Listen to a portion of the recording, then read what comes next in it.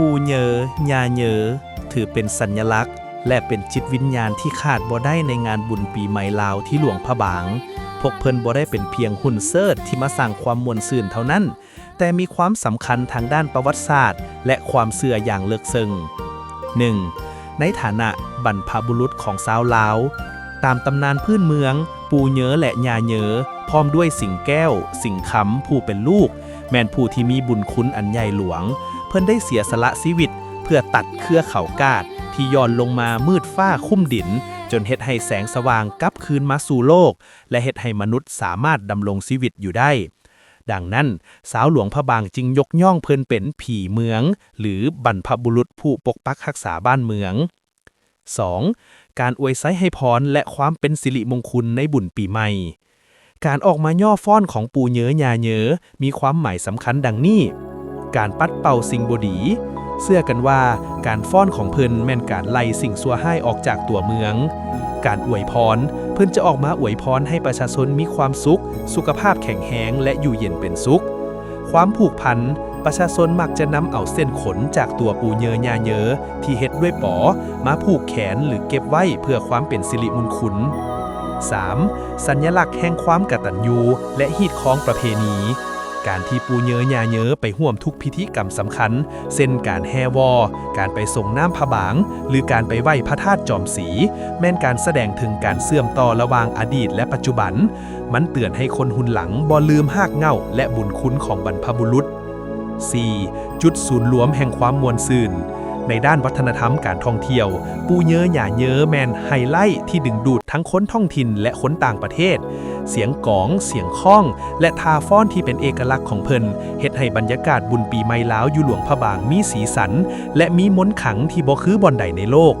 ถ้าหลวงพระบางบ่มีปู่เหยอย่าเหยอบุญปีใหม่ลาวก็คือจะขาดจิตวิญญาณที่สำคัญไป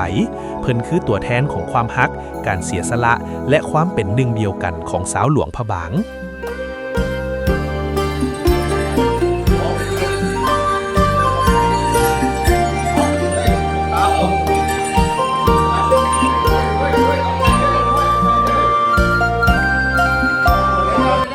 นอกจากปู่เหยอและย่าเหยอ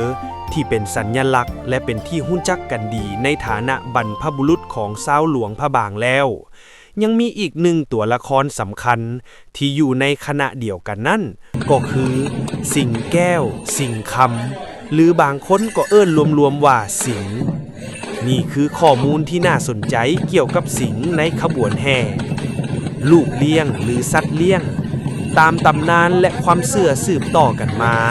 สิงห์เปรียบเหมือนลูกเลี้ยงหรือสัตว์เลี้ยงผู้ซื่อสัตย์ของปู่เหยอและย่าเหยอลักษณะของหัวสิงห์จะมีลักษณะเป็นเอกลักษณ์บ่คือกับสิงโตจีนมันมีใบหน้าที่เบิ่งคือสัตว์ในวรรณคดีมีสีสันสดใสและประดับประดาด้วยความปราณีตตามแบบศิลปะล้านสร้างบทบาทในงานบุญในเวลาที่มีการแห่โดยเฉพาะบุญปีใหม่ลาวที่หลวงพระบางสิงห์จะออกมากวดฟ้อนร่วมกับปู่เหยอย่าเหยอเพื่อเป็นการอวยพรปัดเป่าสิ่งชั่วร้ายและสร้างความม่วนซื่นให้กับประชาชนดังนั้นทั้งปู่เหยอย่าเหยอและสิงห์จึงถือเป็นนางสามกรรมที่ขาดกันบ่ได้ในพิธีกรรมทางความเชื่อของชาวหลวงพระบางมาอย่างยาวนาน